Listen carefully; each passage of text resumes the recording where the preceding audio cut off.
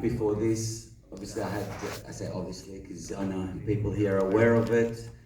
Sheila produced the film, Ali's Wedding. It was a romantic comedy, and I always wanted to explore the dramatic side of our stories as well, and in a longer format.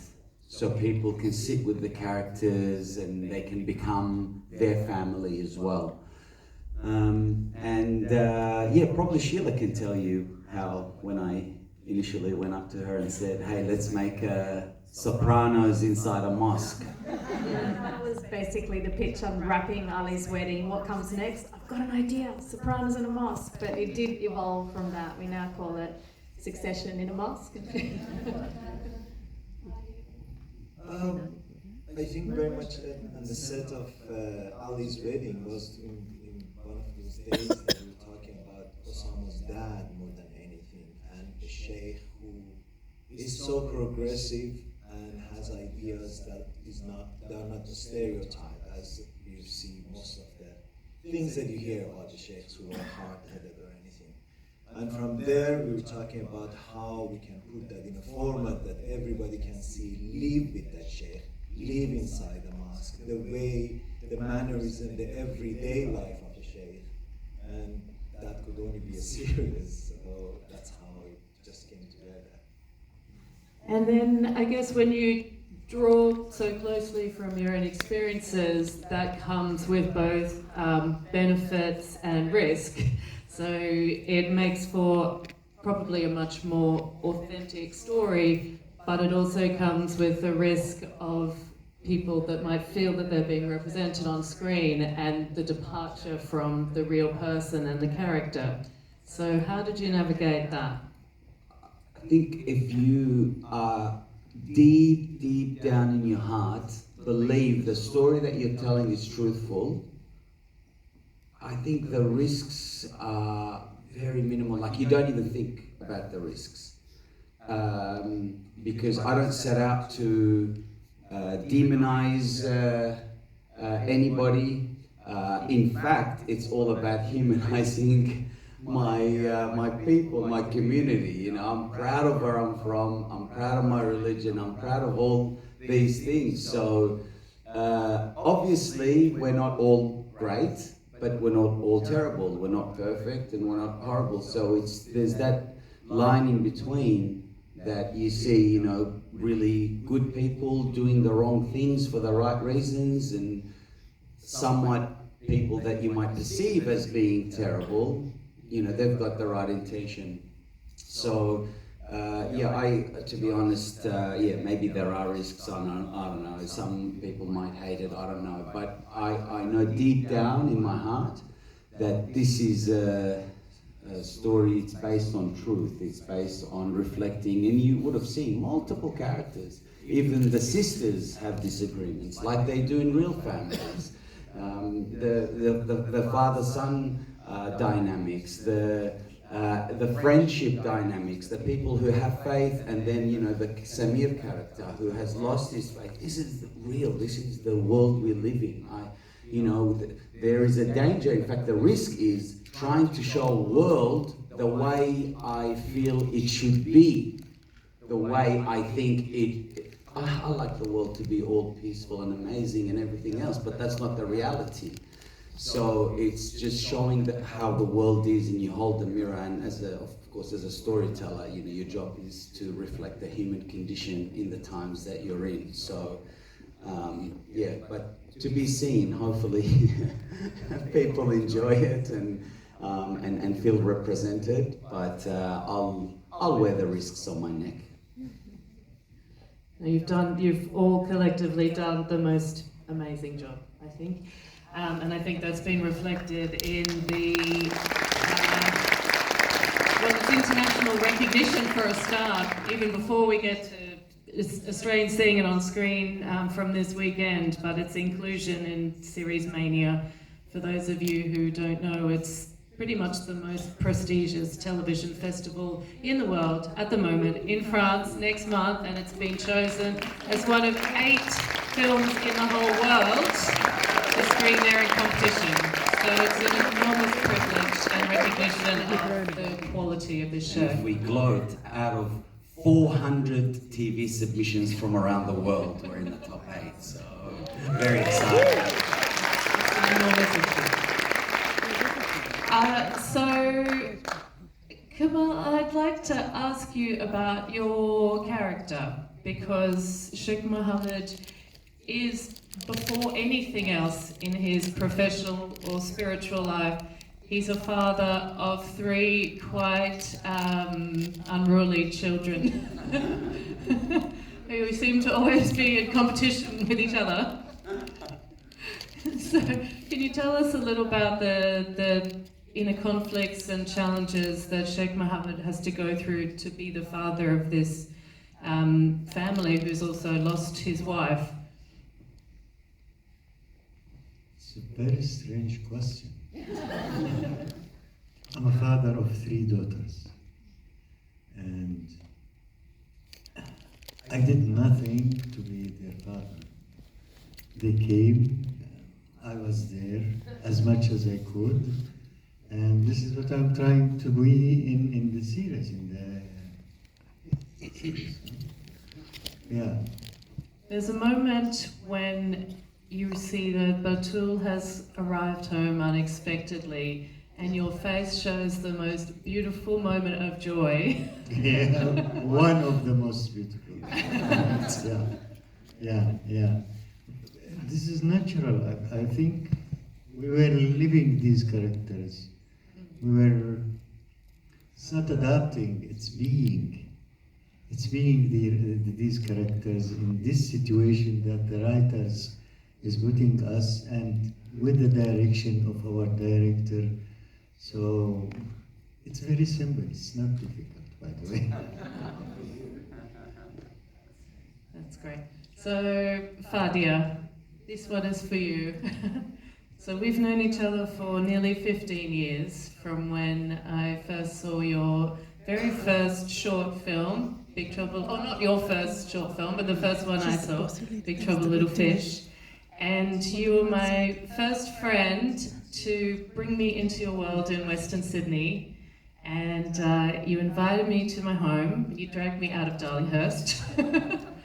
And I guess that Western Sydney plays such a big part in this, and as an advocate for bringing people into Western Sydney and highlighting its culture so much over the years, what do you think this show will do in terms of showing Western Sydney to the world? I hope it does great things, of course. I'm so excited to be working on this show that was created by Arabs and set in our world and told a story that hadn't been told before. And, as you can see, we've given it our all, and I'm really proud of it. I'm in love with it still, and I love watching it up here.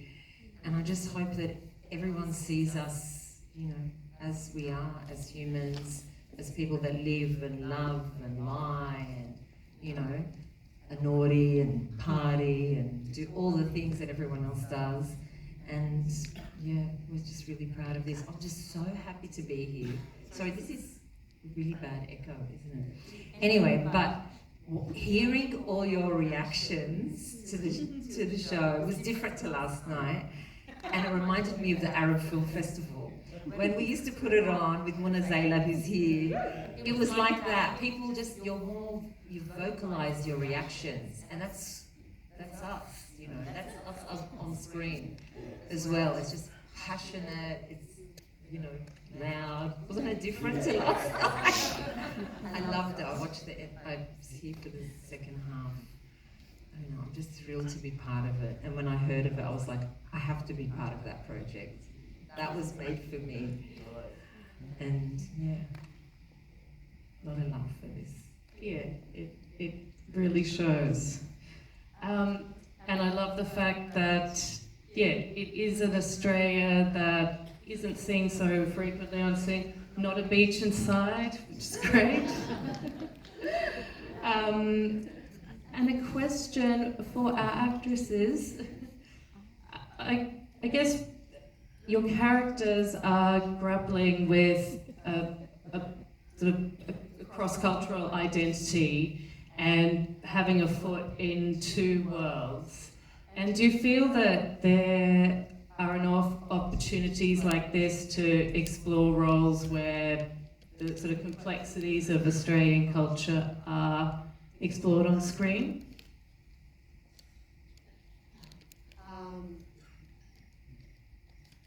Wait, how do you mean?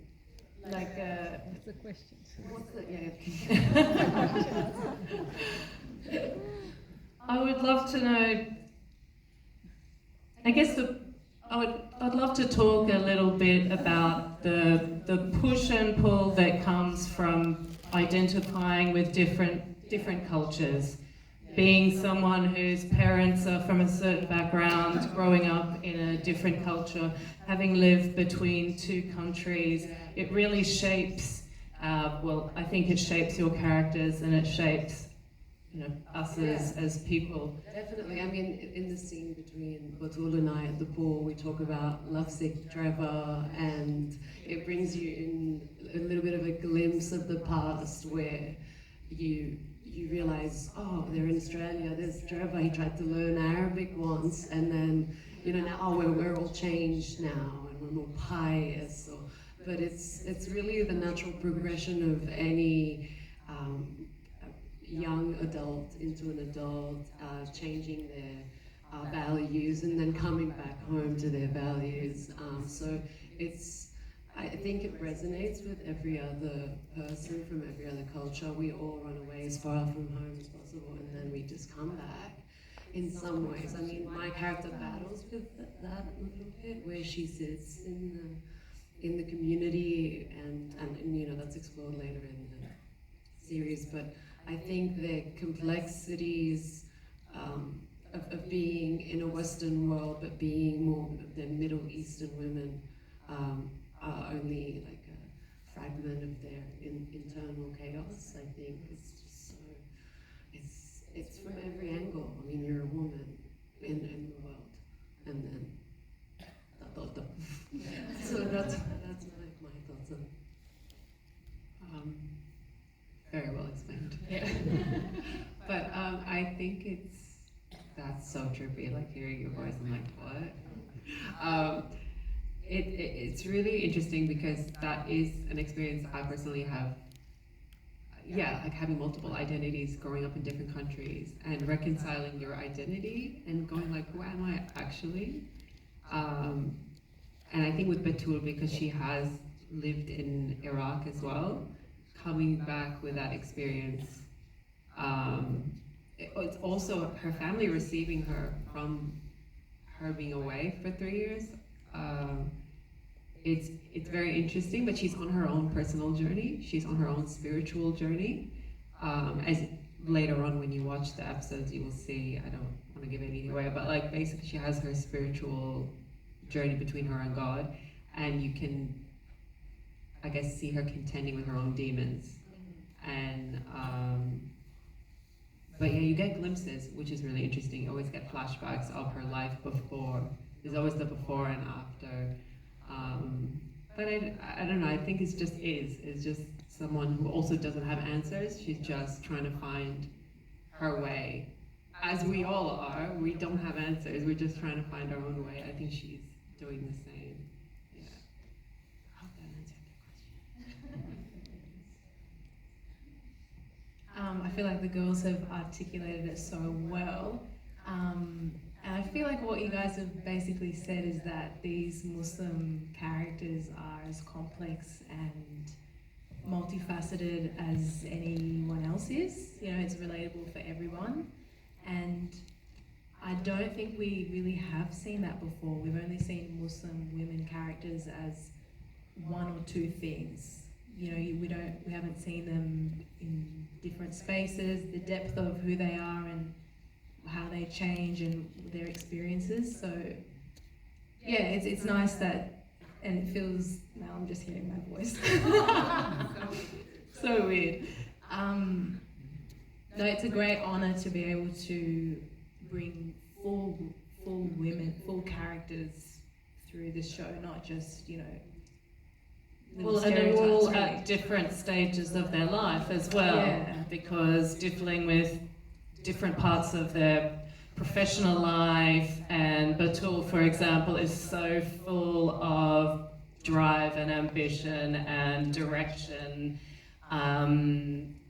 But yeah, everyone's sort of a different place, and also grappling with relationships in a really complicated and difficult way.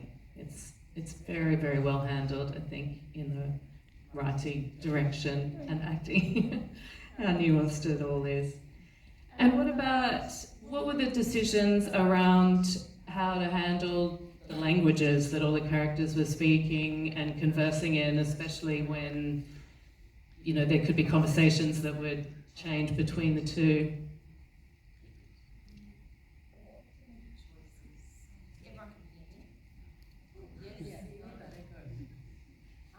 We had to make choices as to whose relationships and conversations would be in Arabic.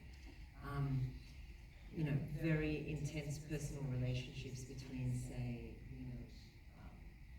Shah Muhammad and Samir were in Arabic, and they go to very, you know, beautiful dark places later on in the series, and they're better expressed in Arabic.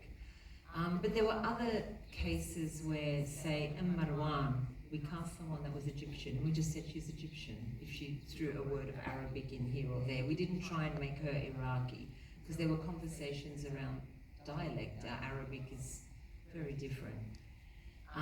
So we tried our best to cast Arabic speakers, and where they weren't Iraqi, we had a dialect coach on set all the time, not just Osama. We had other people on set that would support us to do, you know, to present the language in the best possible way. But we have about 30% Arabic in the show on ABC, and I think that's really groundbreaking. For us to be able to hear ourselves in our own language, it's thrilling. I'd love to talk a little bit about the production, because there's always so many, well, challenges and then unexpected joys. So perhaps, Sheila, you could start there, but were there any moments during the making of this where you just thought, oh... Challenges. Yeah. Well, one starts with O or something. No, I'm kidding. A joy.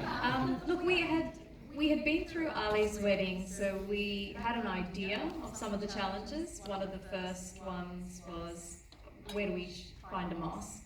In Ali's wedding, we spent weeks and weeks investigating whether we could shoot in an actual working mosque, but finally realized that it was impractical because of, you know, prayer times per day, shoes in a mosque, just lots of challenges. So we knew that we would need to find a space that we could configure into a mosque so that we could own it, dress it, light it, and, you know, do a 6-hour series in there. And we found a wonderful space. We didn't build it from scratch.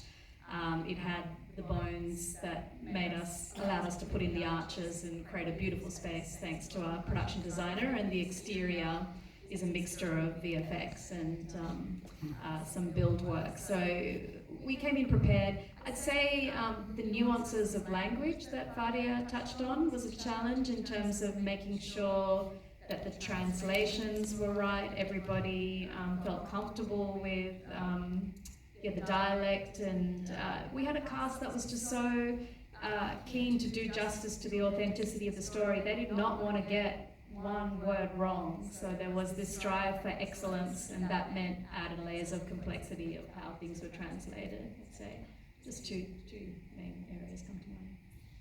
And conversely, I'd love to hear from all of you actually, what were the moments throughout this experience of making this show that were unexpectedly joyful, that you'll take away as beautiful memories?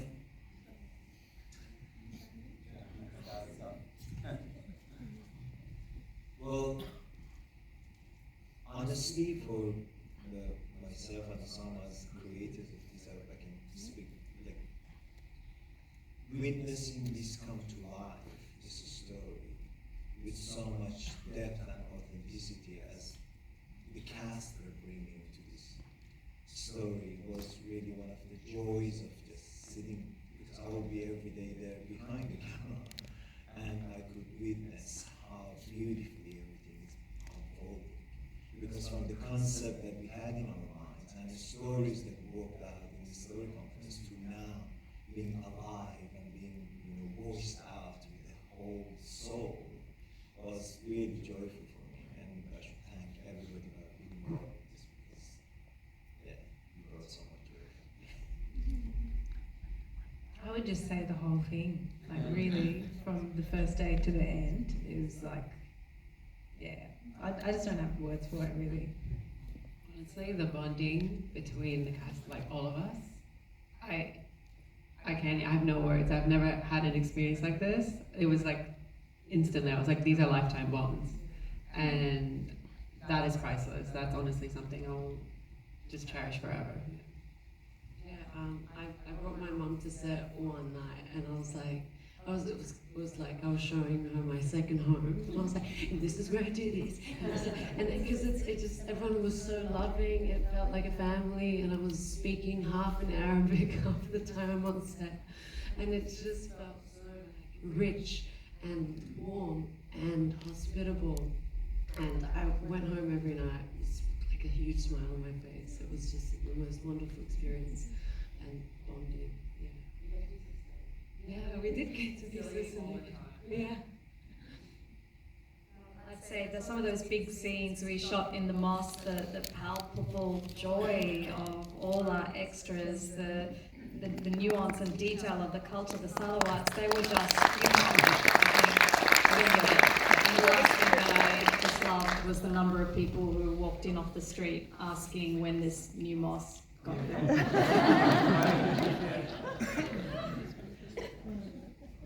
Actually, I enjoyed every second of this, making this. It was hard for me in Ramadan because I'm fasting, and we were shooting the Ramadan scenes in Ramadan. And we are iftar, we are doing al-iftar and should eat, and it's Ramadan, I can't eat, so this is the hardest moments, and especially because I'm a heavy smoker and I can't smoke, so I feel easy. So most of the time when I'm not shooting, I'm sleeping on the ground in the mosque. It was difficult, but the most, the best moment for me is when I saw the result.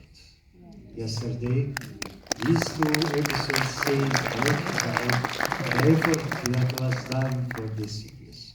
I hope you liked it as well as I did. I'm very proud of it.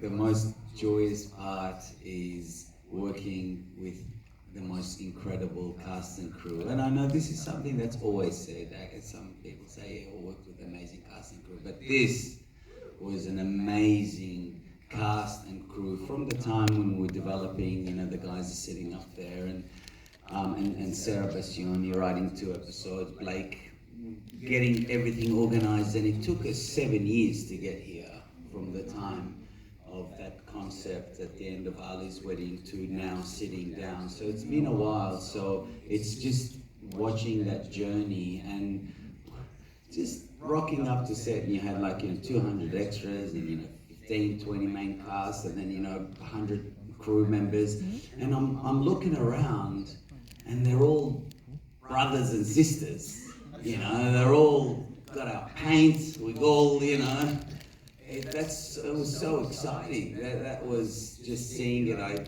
had a little taster of it in Ali's wedding, but this was, you rock up every day, and the main characters are these people here, and it was just so exciting, just dispelling all these myths about how a cleric dresses and what's inside of him is a beautiful heart, the women in their hijabs, art of my family members. It's like, you know, sometimes people see a hijab and they see like there's a wall, but there isn't. Again, everyone's got a heart that ticks. So that, just seeing that, and then the differences between them, you know, the people whose faiths are a bit shaky versus the people who still have faith, people who speak in Arabic to people who refuse and continue to speak English, and just the variety, the mixture of this beautiful Middle Eastern communities that we live in, just the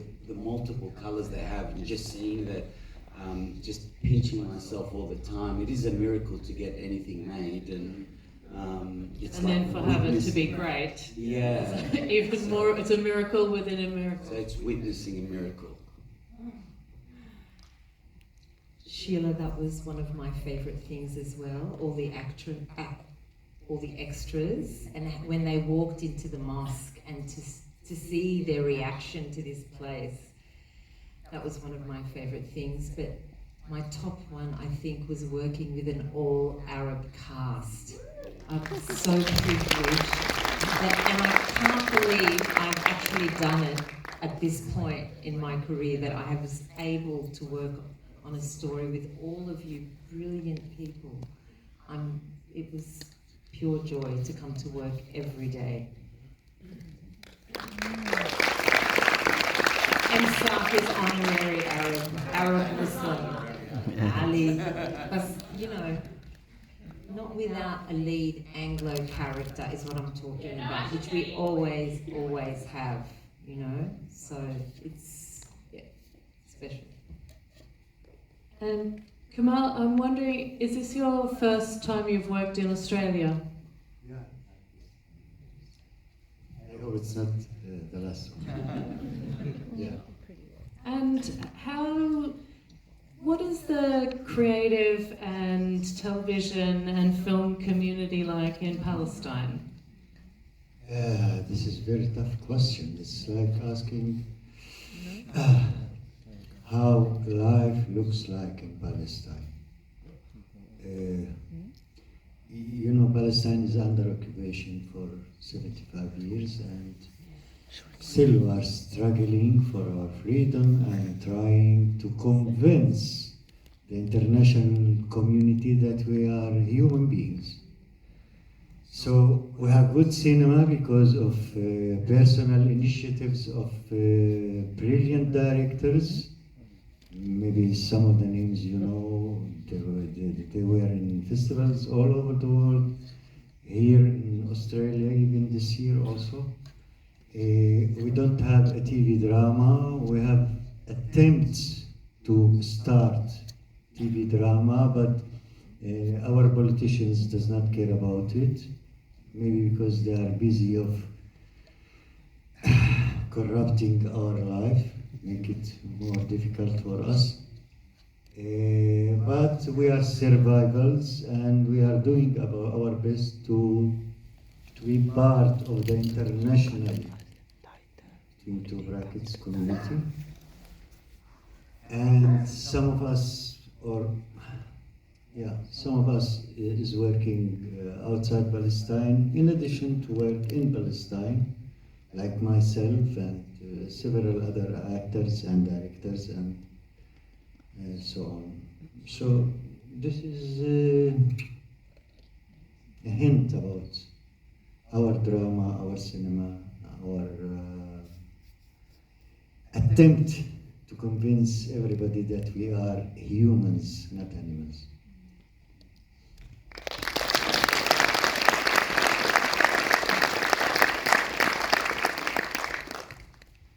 I'd love to think about the future for a moment, because in our line of work of making television and putting it on screens on a Sunday night and then it shows on iView, we tend to have a very short-term point of view as to, maybe the TV show's place in the world. But given that this is going to have a long life, as any good art does, what can you imagine that people might say about House of Gods in 10 years?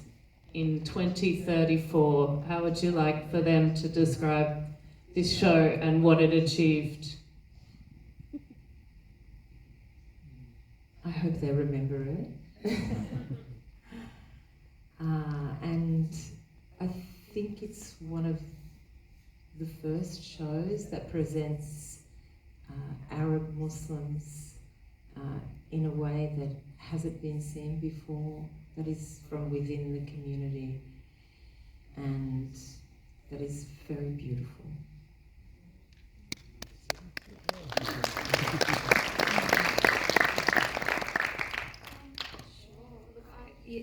It's without, I guess, overstating it, we know that it is a long road, and people well before us have been working hard and chipping away at trying to break open the doors and get stories like this on screen. I'm thrilled that we're doing it at this scale for the ABC on an 8:30 p.m. Sunday night time slot. That to me is an acknowledgement that you matter just as much as all the other stories that are being made, and let there be more of them. It shouldn't just be once every 5 years, let's make a story entirely set in one of the 51% population of Australia that is culturally and linguistically diverse. Let's see 50% of all stories on screens ultimately be as authentic and intriguing and entertaining as this. So I hope it's held up. I hope it's mentioned. Yeah. Well, I think this will have opened the door for others to follow, so I think we might be out of time. Oh, yes? One final note, at the end you would have seen a card that said in loving memory of Samin Al-Rahi. Samin Al-Rahi, sadly we lost him at the end of last year, and he plays Sheikh Shakir, Dad's rival.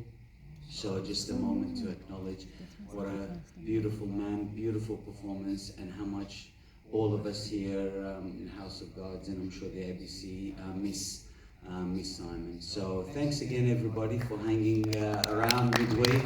Really appreciate it, and spread the word. You know, this is a grassroots word of mouth, and we wanted to really expand Sunday 8:30. You know the drill. You know the hashtags. You know all the handles. So thank you very much. I appreciate it.